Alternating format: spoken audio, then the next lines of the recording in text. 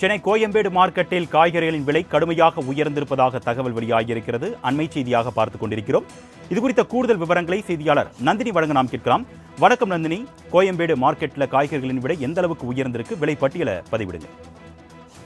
வணக்கம் அருணேஷ். கோயம்பேடு அங்காடியில் வரத்து குறைவின் காரணமாக காய்கறிகளின் விலை உயர்ந்து காணப்படுகிறது. குறிப்பாக நாட்டு காய்கறிகளான கத்திரிக்காய், வெண்டைக்காய், மிளகாய் போன்ற காய்கறிகளின் விலை என்பது தொடர்ச்சியாக உயர்ந்து வருகிறது.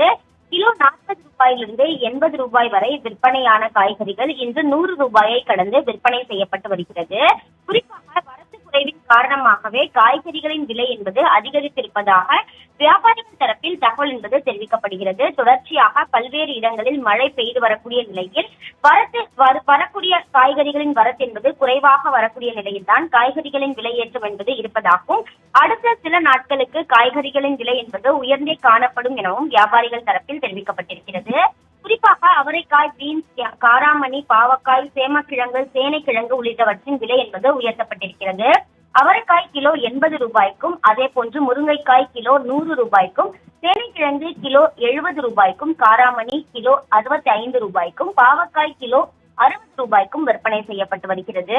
அதே போன்று பீட்ரூட்டை பொறுத்தவரையில் கிலோ 80 ரூபாய்க்கும், பீன்ஸ் கிலோ 90 ரூபாய் வரை விற்பனை செய்யப்பட்டு வருகிறது. சின்ன வெங்காயத்தின் விலையும் 75 ரூபாயிலிருந்து 90 ரூபாய் வரை விற்பனை செய்யப்பட்டு வருகிறது.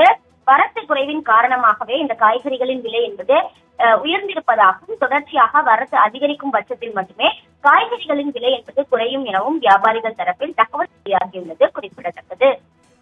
விரிவான தகவல்களுக்கு நன்றி நந்தினி.